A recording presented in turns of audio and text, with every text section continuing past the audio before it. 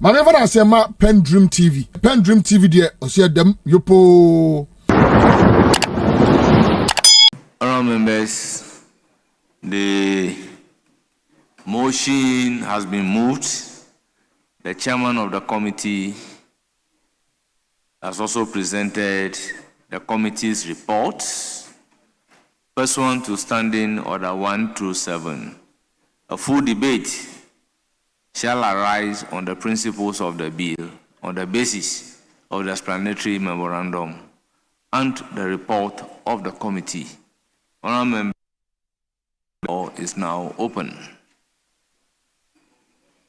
Yes, Honourable Emmanuel Kwesi Bajra, MP for Ho West. Thank you, Mr. Speaker. Mr. Speaker, I rise to also support the motion and also support this report. The principle behind the creation of the Legal Education Bill 2025. Mr. Speaker, for those of us who are not non-lawyers, who are desirous to become lawyers, Mr. Speaker, have this fear that after you've done even your PhD, you have to go back to the university to do your first degree, 3 years in law, after which you'll be admitted at Makola, the so-called Makola School of Law. And even that one, it is tedious. And so, majority of us who want to be lawyers are not able to penetrate into that legal environment. All because some group of people thinks that this is the preserve of some perceived people, and that if you do not belong to that group, you can never become lawyers. Mr. Speaker, for me, the report, the object of this bill states clearly, Mr. Speaker, if you permit me, paragraph 5, the object of the bill is to establish the Council for Legal Education and Training to regulate professional legal education in Ghana and provide a curriculum and standard for legal education. To achieve this objective, the bill proposed to move professional legal education and training from Ghana School of Law, known as Makola, to accredited universities. It introduced law practice training to be offered by accredited universities. Mr. Speaker, this is a novel. It's a novel because, for me as a quantity surveyor, you are trained either at the technical universities, any of the technical universities, in a specified field, and then you write your professional exam. It is only in legal education that you have to go to Makola, and if you don't qualify to go to Makola, you cannot become a lawyer. What is this? And you have to be in the market all the time. Because of that, we have KJTM lawyers and Makola lawyers. Now, we the KJTM lawyers, we want to become Makola lawyers. And so, if my university, at the University of Health and Allied Sciences... Who is a Makola lawyer and who is a KJTM lawyer? Mr. Speaker, you watch the movie on Ghana television, a comedy that says that we have KJTM lawyers. We are not debating on the principle of movie. We are debating the explanatory memorandum and the report of the committee. And so, Mr. Speaker, those of us who want to become lawyers have the opportunities now to at least gain admission to accredited universities to be given opportunity to be lawyers. Therefore, Mr. Speaker, I support this bill wholeheartedly and ask all my colleagues to vote for this bill. Thank you, Mr. Speaker. Thank you, Honourable Bajra. Yes, Honourable Member. Thank you, Mr. Speaker, for the opportunity to contribute to the report currently before the House on the reforms to our legal education in Ghana. Mr. Speaker, as a young lawyer, I would say that these reforms are late in coming. Mr. Speaker, some of us went through the system of legal education at the time that we can say the system was choked. In fact, we had to write serious exams, we had to go through interviews, all in an attempt to pass through a very narrow hole, which to me, Mr. Speaker, was brought upon us by our own selves. Mr. Speaker, legal education should be open to everyone, especially as a country that is on its forward march to becoming a full-fledged middle-income country. Mr. Speaker, legal education promotes legal awareness, and to the extent that it is imperative that as a society we become aware of the laws around us, there is every need for us to expand the scope of our legal education to give more opportunity to more people to become legally aware of the environment in which they live in. Mr. Speaker, until recently, the northern part of the country was never given the opportunity to have any form of legal education, even LLB. It was only until two years ago that the LLB program was introduced into the University for Development Studies. And I'm sure the first batch is even yet to graduate. So, Mr. Speaker, this reform, which would expand the scope and make even the professional level education available at these campuses, will further strengthen the Ghanaian populace, will further strengthen our legal education. And I am happy that these reforms are not only looking at training lawyers, but they are also strengthening the other stakeholders who are all involved in the provision of legal education in Ghana. And so, Mr. Speaker, I wish to commend the committee that put together this report. And more so, with the extensive work that has been done in generating this report, I wish to commend them. And I call on all and sundry to join in embracing this call to expand the scope of our legal education in the country. Thank you, Mr. Speaker. Thank you. Yes, Honorable Mie. I'm grateful, Mr. Speaker, for the opportunity to contribute towards the subject matter. Mr. Speaker, I would also say that this bill is long overdue. When I entered the university to read law some over 25 years ago, the system was different. The only university offering law at the time was the University of Ghana, which would admit 60 students. Then after what we used to call baptism by fire, that is the first university exams, there would be some sort of separation where the first 40 would read LLB and the next 20, making up the 60, would have a combination of law and some other course. It wasn't a problem at the time. Over the years, the mode of admission has been problematic to the extent that the legal profession has been in the news lately for not so good reasons. It's unfortunate. And if you look at the statistics, in 2021, out of the total number of students that wrote the exam, the entry exam, 72% failed. In 2019, 93% failed.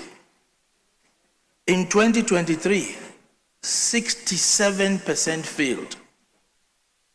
It is welcoming that we finally have a bill which is streamlining legal education in this country. It is long overdue, and I say it is very welcoming for the fact that it is going to increase access to legal education. My only concern is that I hope it will not open the floodgates for worse things to happen as we have in some of our neighboring countries. You go to some of these places and everybody you meet tells you he has an LLB and is a lawyer. I won't mention names. Mr. Speaker, it is a good opportunity for all persons who intend to read law to go through the process, not to go through a rigorous process of writing examinations and attending interviews. It is a good idea that this bill is being passed because at the end of the day, it is only the universities that meet a certain criteria which has been specified in the bill that would be allowed to run programs of that nature, which would also help us churn out quality lawyers, even though the volumes are going to be a little bit bigger than we are seeing currently. In that light, I hope that our economy, our system, and this government, including successive governments, would put in place measures to absorb the volumes that this system is going to produce. During our consideration of the bill, I raised an issue to the effect that if you look at some of our institutions, the number of lawyers in there are woefully inadequate. You take the AMA, for instance, take the Kumasi Metropolitan Authority or Assembly, also for instance. Sometimes you have as little as 2 lawyers in there. I hope that all these would be taken into consideration so that this wonderful bill we have today, at the end of the day, does not become one that would worsen our problems. Mr. Speaker, I am very grateful. Thank you so much, honorable members. We now give the floor to Honorable, is it Walasi? Yes. Honorable Kweli. Thank you, Mr. Speaker, for this opportunity to add my voice to the report of the committee, and so doing, would I faithfully stand behind the legal education bill to say it's in the right direction. Mr. Speaker, from all the speakers who rose before me, it remains a fact that this bill is long overdue. As a lawyer who acquired even my earlier legal education not in Ghana, I've had some practice experiences outside Ghana.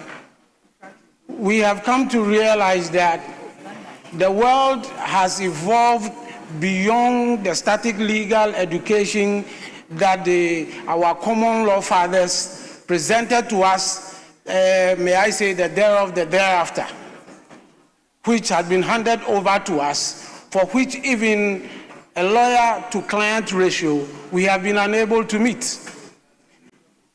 This is not surprising that you go to court and your clients do not understand the basic legal principles for which they should answer you, a lawyer, for you to make reference to in arguing out your case. That is not a good society within the context of law. At least when the ratio of legal education, which means the ratio of lawyers to clients in the country, reflects the knowledge of the society on basic legal tenets of a particular society. And which means if we lack that ratio, by the fact that there are impediments in the way of more people acquiring legal knowledge, then we will lack that basic understanding as a country to move on in the process of our legal uprightness. Mr. Speaker, basically, education is about acquiring some knowledge and not a business in its entirety. But if you look at the Ghana legal system, it has become like an acquired business for which must be limited to a class or a people, a family, or a kind of court. And that is the worrying situation. And that is where you see the complaints about students who have gone through LLB, which is the principles of law itself, but are unable to just run through the procedures of applying those principles. And that is the almighty Makola. In other jurisdictions, as I have been, legal education is free to all. But joining a bar association is where the professionals have their way of admitting those who want to practice with them. And if this bill and its reports is in that right direction, then Ghana is meeting up with the world. I'm a practicing lawyer in Rwanda. At least since 2018, I've been on the roll. The kind of education we have, I can't say has been that very strenuous like I had in Ghana. I earned my LLB with University of London. Those that handed the legal system to us. But even with Ghana legal system and constitutional law alone, I have not been stressed in University of London like I've been stressed there. And equitably, you could find out as a student that some of the impediments are just to take you off. I'm very glad the Attorney General and the committee as well have noticed all this and have come out with these reports and have opened out the access that we can argue out our point and make the recommended amendments to the bill so that our country, Ghana, can also open its doors and as people can access knowledge in legal education. And when they want to practice, they can join the professional association as well. Thank you for the opportunity. It's now the turn of Honorable Fifi Bokman. Thank you very much, Mr. Speaker. Mr. Speaker, I humbly want to add my voice in calling upon honorable members to support the adoption of the report of the Committee on Constitution and Legal Affairs. Mr. Speaker, I must say that all procedural and institutional measures have been captured in the bill to ensure that quality legal education, both at the faculty and the practicing education, are captured.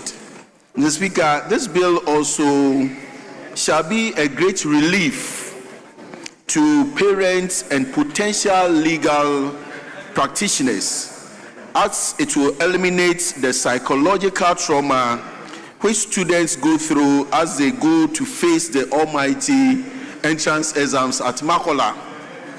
Mr. Speaker, this bill is one of the biggest reliefs to which His Excellency John Dramani Mahama is bringing in the legal fraternity or legal education fraternity. Mr. Speaker, it has been captured in the report, as has been captured in the report. Brilliant and professional ideas were sought. In fact, we had technical brains join the committee in deliberating over the bill. And respectfully, the discussions were very rich. The contributions were very apt to ensure that we come out with such a bill. Mr. Speaker, let me commend the Attorney General for this bold step, in coming out with this bill. Mr. Speaker, I want to say that legal education has also had its bite in the research agenda of His Excellency John Dramani Mahama. Mr. Speaker, the bill seeks to restore confidence by providing a clearer, more transparent, and predictable statutory framework.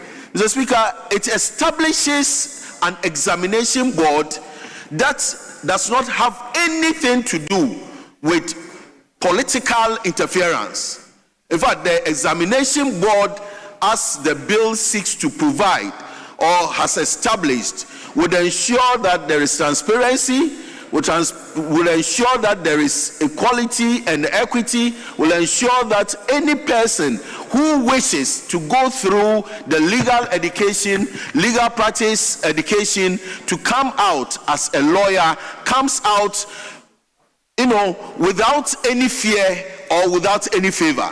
And with this, I want to say that Ghana is blessed at this moment to have our Attorney General stand up boldly to say that this bill must come on. And I want to commend him again, commend the committee for the good work done, commend the institutions that availed themselves for us to have this bill presented before this Honorable House. Mr. Speaker, I'm so grateful for this opportunity.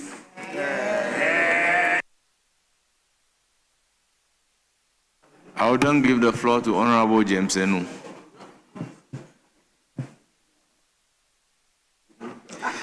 Thank you very much, Mr. Speaker, for the opportunity.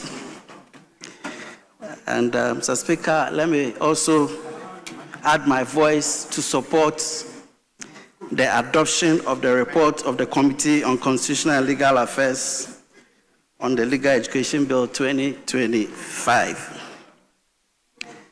Mr. Speaker, the current law that regulates legal education now is Act 32 of 1960.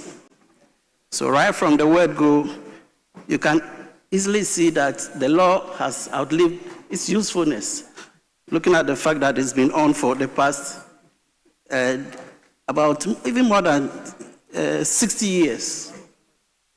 Mr. Speaker, two things are very striking. If you look at our illegal education now, we had challenges with access, and we also had challenges with quality. Now, one of the main purposes of this bill is to ensure that we are able to increase access, and we are also able to improve quality. So the bill seeks to establish the Council for Legal Education and Training that will be responsible for legal training in the country. And I think this is a very, very good step because it takes over something similar to the American system. Because prior to this, we have a situation where power, when it comes to regulation of legal education and regulation of legal profession, was concentrated in the General Legal Council. But now we are going to break this monopoly of the General Legal Council to make sure that there is shared oversight responsibility. Mr. Speaker, I think that this is a very good step. So I pray that the House adopts this report accordingly. I thank you, Mr. Speaker.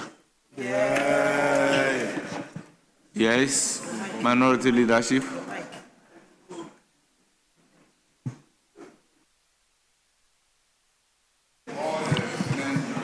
Mr. Speaker, I would have wished to peruse this report critically before making some comments. I think the legal education, there is the need for reforms, but there is also no need to rush the report, like I indicated earlier. So I'd rather waive any commentaries on this. Thank you very much, Mr. Speaker. Before coming to the leader, I want to give the floor to Honorable Vondi. It's not in the chamber. Yes, Honorable Roxanne Nelson. You are not on the list. Yes, leadership, Mr. Speaker, before the minister comes in.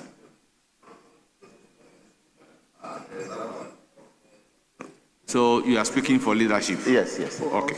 Oh, I thought you said you... No. Okay. So the two of you. Mr. Speaker, then I rise on my own merits.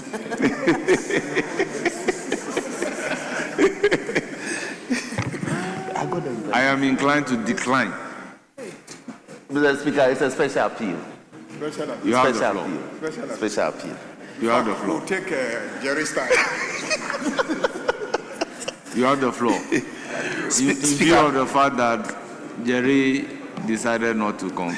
Great. Mr. Speaker, let me indicate that law is a tool for social engineering, and it's become important that we do this to respond to the current social concerns in the country. Speaker, for some time now, you and I will draw you into this. We waged this battle from about 2017-2018, when news filtered through that there were some issues within the admission protocols of the Ghana School of Law, to the extent that our committee, which were deputy ranking at the time and later ranking, had to be engaged. This matter came here. We made interventions. Eventually, we succeeded in taking interview out of the process, so that if you write the exams and you succeeded, then you could gain admission. But another troubling event occurred, that to the extent that persons who didn't even write the exams at all got admitted, so much so that the General Legal Council itself saw it fit to set up a subcommittee. The disciplinary committee had to set up a subcommittee to look into this matter, and a report was generated. It was established that as many as 11 students or more got in through the back door. That phrase was what was captured in the report. So it generated a lot of debates to ask for reforms. And the current Attorney General, then the ranking member, I believe, we even got together to do a private members bill in the 7th and 8th Parliament. We didn't succeed. But today, I'm happy we are here. So it's important that we bring reforms. But we are not saying it is an easy route to freedom. No. The exams will still be tough. The exams will still be stiff. But we are opening access. We are increasing the access that persons can have the opportunity to sit for the national bar exams once you are adequately prepared by your various faculties. So, Speaker, this is a major policy decision by the government, and I'm happy that the House is prepared to move to, when we adopt the report by the committee, we'll do consideration, deal with the issues, the many amendments that have been proposed, we'll deal with them. And so that we can eventually take it through the third reading and have it passed. Speaker, what is important is that in terms of quality, the faculties and the various schools, as they want to be called these days, are being put on notice because the deans have been involved, that you must enhance your libraries, you must enhance your faculty members' qualifications and all that. All those criteria will be set by the law. So they've instituted processes to enable those who don't have those minimum requisite qualifications to quickly do so. So it's a major reform. And Speaker, you'll be surprised to hear that some of the LLB holders that we produce here, who are denied by some limitations from gaining access to our only professional law school now, they travel to the Gambia, they top the class. Even if they don't top the class, they are among the upper quarter qualifying, picking the awards. They go to Rwanda, they pick awards. They go to Malawi, Botswana, because we are of the same common law jurisdiction. They do well. Sierra Leone, and now I'll leave that for my boss to comment on. You meet our students, and they are passing the bar in those jurisdictions with flying colors. The tragedy is that when you come back home, you cannot be entered onto the role of lawyers here, because you have to do what we call the post-call. The post-call is so expensive. And I don't know how come it's pegged at £6,000 for many years, but it's pegged at £6,000 equivalent in cedis.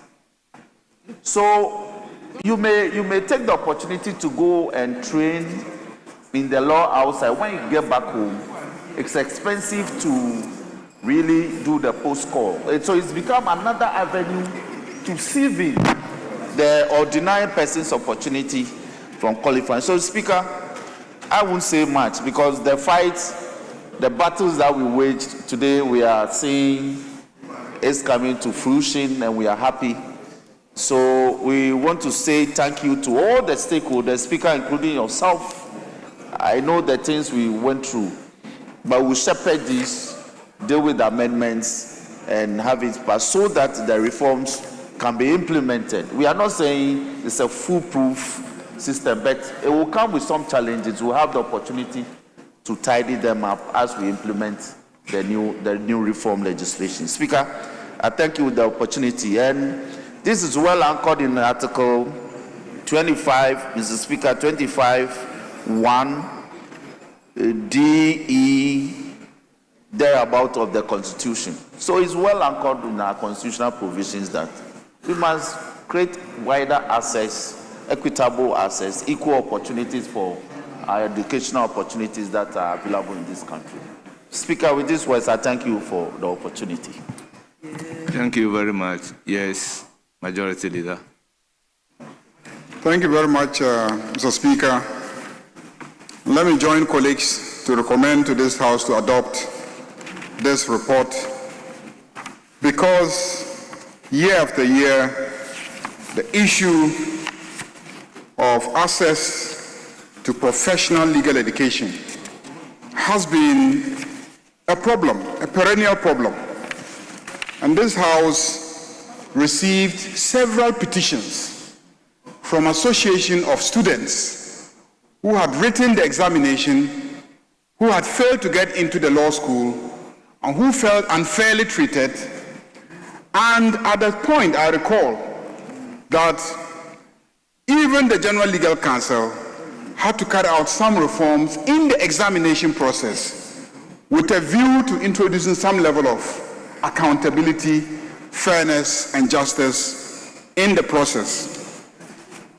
But whilst it dealt with the issues of accountability in the writing of the exams, the marking of the scripts, and the determination of results, it did not deal fundamentally with the question of access. That question was a function of the structure of the system. When we were students, we got into the law faculty automatically, not automatically, we got into the law faculty after sixth form. And at that time, there was only one law faculty in the whole country, the law faculty of the University of Ghana. So all the sixth form schools in the country, after you wrote WAEC, A-level, the law faculty will take only 100 students. 100 students. Only 100 students for the first year.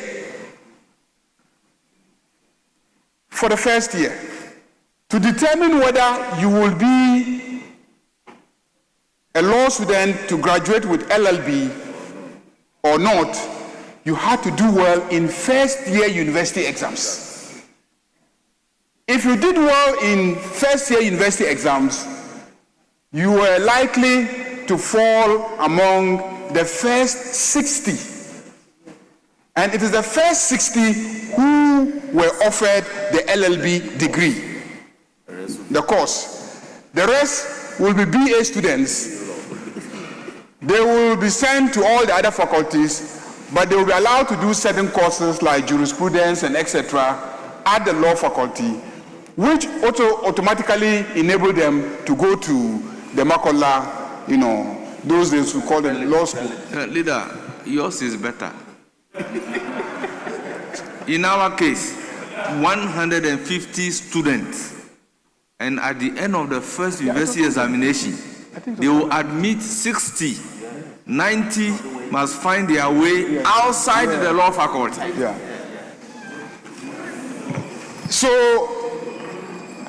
at different stages, you will see that the mechanism for sieving took place at different levels. In the past, it was getting into the university itself. Once you got to the university law faculty and you managed to scale through first year, invariably, all those who scale through first year will end up at the Ghana School of Law. That was the practice. Then, later on, as we liberalized, private universities emerged, and they also started running law degree programs. And their products also wanted to go into Makola. And that is how, initially there was exams actually for mature students, those who had degrees and were workers and wanted to go into Makola, yes. They wrote exams to come in. But then as the private universities started offering law degrees, and there was pressure, that's how the system was open so that at least they could also participate in the exams in order to get into Makola Law School. And that is where we started having the problems.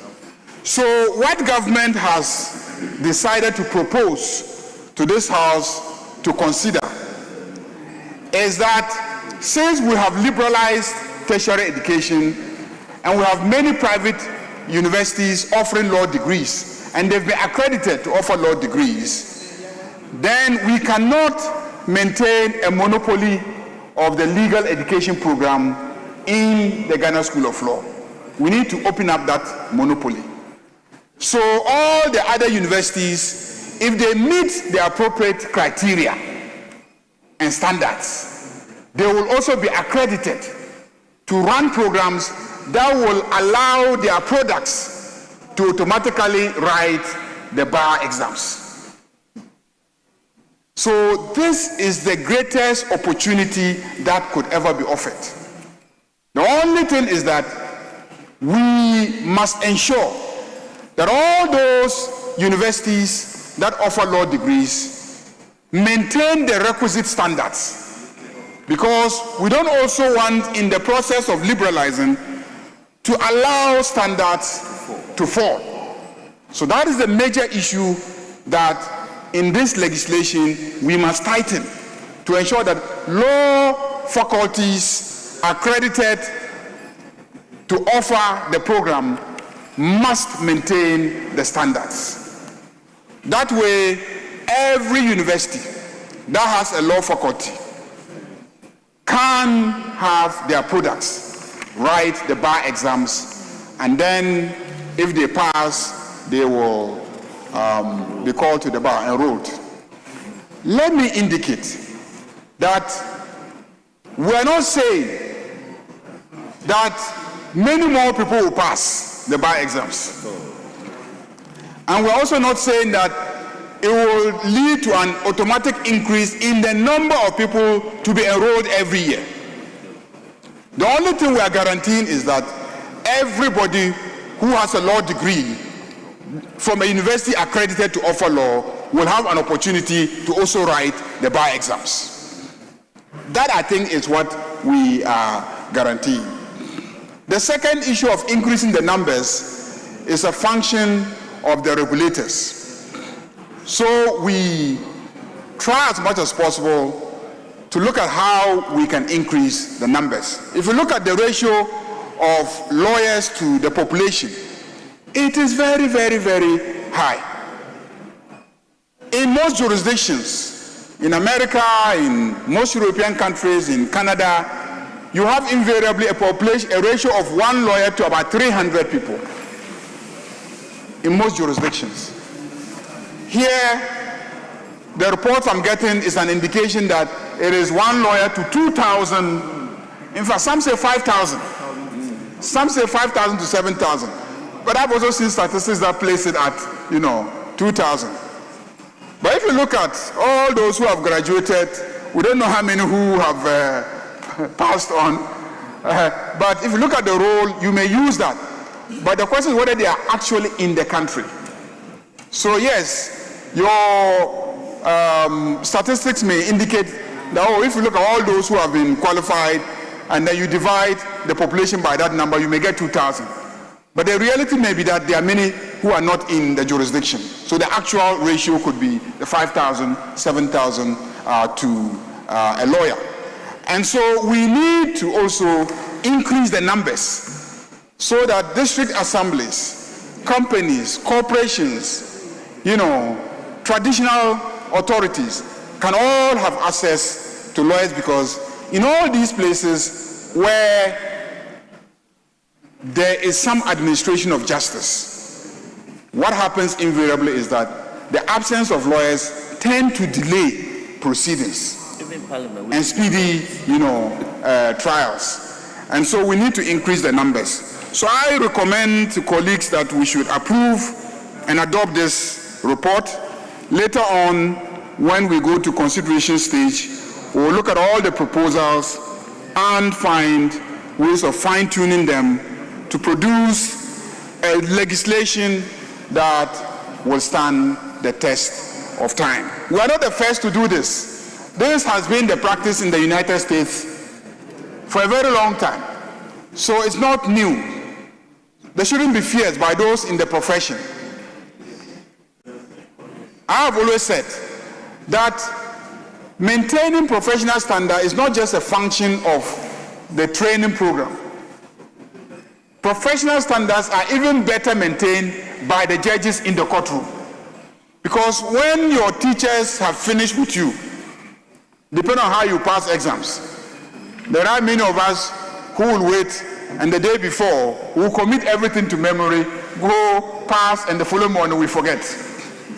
So depending on how you pass the exams, the training itself in the classroom is no guarantee that you will maintain standards. It is the vigilance of the judges in court that will get the practicing lawyers to sit up, do the right thing, and then the standards will improve. And then the Bar Association also making sure that law firms are well organized, so that in law firms you will have seniors who will have time to tutor and train the younger ones so that they will improve their performance in the profession. So it's a lifelong thing, starting from the training in school to training in the courtroom and training in the law firm and at the bar.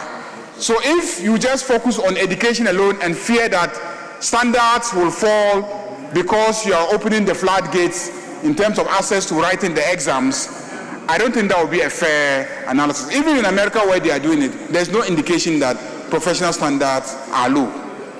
So I urge colleagues to adopt the report, and I want to commend the Minister for bringing this bill to Parliament.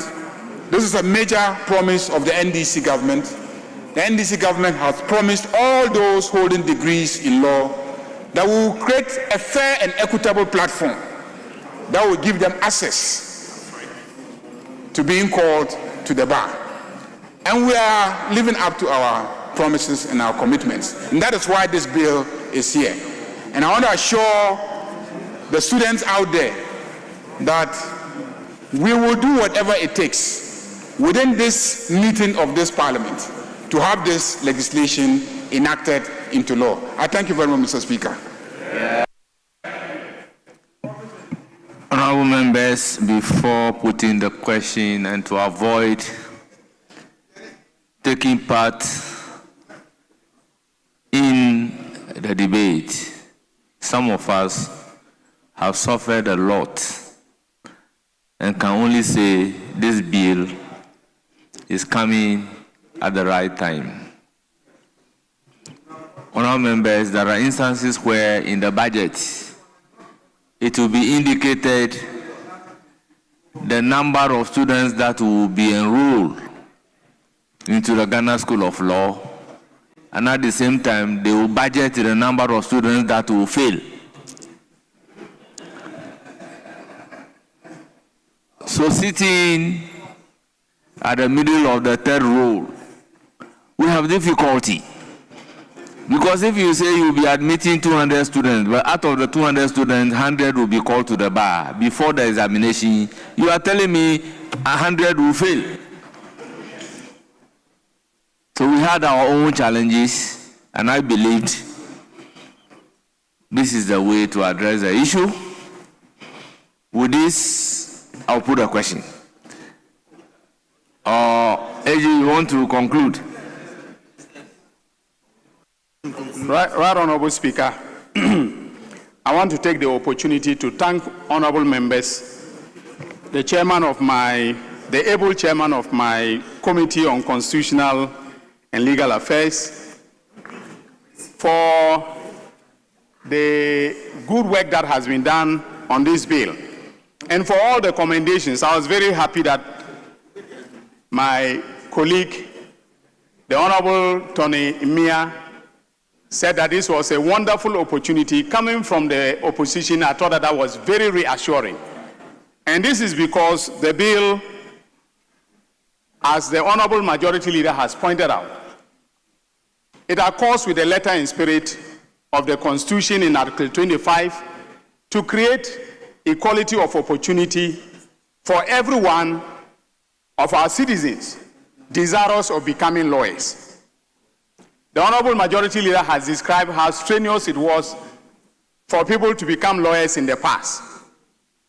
But though it was a very strenuous system, it also guaranteed automatic entry to the law school if you were qualified enough to go through the LLB program. What this bill does is to clear the bottleneck, which is the monopoly of the Ghana School of Law, and also the so-called entrance exam that made it virtually impossible for even students who graduated with first class from very reputable universities to get into the Ghana School of Law. So, Mr. Speaker, the innovations introduced by this bill are very clear for everyone to see. We are introducing an accreditation program that will make sure that it is not every mushroom LLB school that will produce lawyers who will go on to write the bar exam.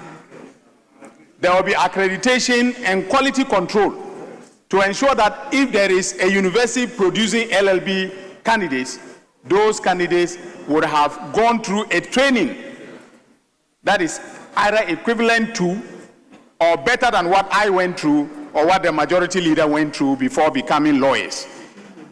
Mr. Speaker, we are also introducing the National Bar Exam so that those who go through the law practice training course at the universities, the accredited universities, can all write the National Bar Exam, which will be a standardized exam, that will be administered by the Council for Legal Education and its Bar Examination Committee. Mr. Speaker, the Honorable Majority Leader has already made it abundantly clear that it is not true that this country has too many lawyers. There is this misperception out there that there are too many lawyers in this country. As the Honorable Majority Leader has pointed out, in the United States of America, the lawyer to residents or citizen ratio is 4 lawyers to 1,000 residents or 1,000 citizens in America. Here, it is 1 lawyer to 5,000 plus citizens. And so, Mr. Speaker, there is no oversupply of lawyers in this country. And so what the government of His Excellency John Dramani Mahama is doing is to create a system that will provide equality of opportunity for everyone who desires to be a lawyer, but at the same time maintain quality control such that we'll be producing some of the best lawyers on this planet Earth.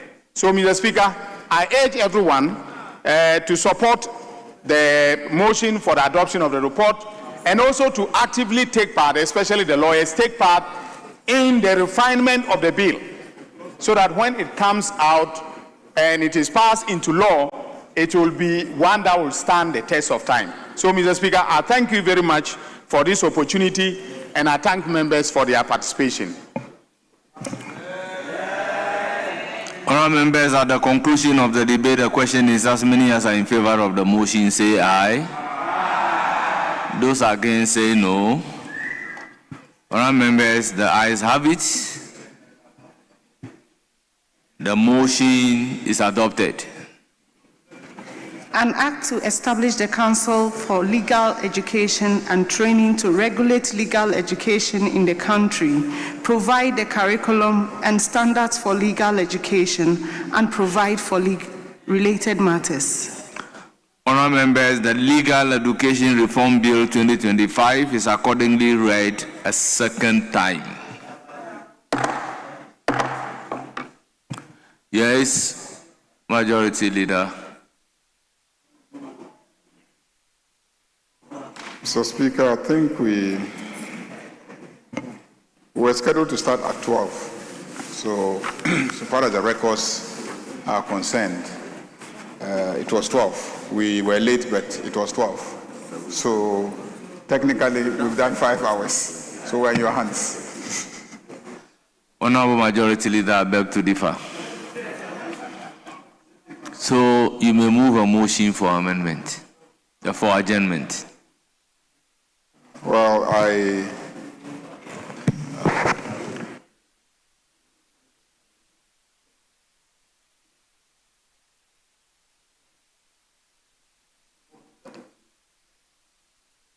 So we move a motion for adjournment. Mr. Speaker, I move that this House be adjourned to tomorrow, 12 in the noon. Yes. Speaker, I second the motion. Honourable members, motion moved and seconded, and it is for the consideration of the House. As many as are in favor of the adjournment, motion for adjournment, say aye. Those against say no. Honourable members, this House is accordingly adjourned till Wednesday, 4th February 2026 at 12 o'clock in the afternoon, following the ayes having it.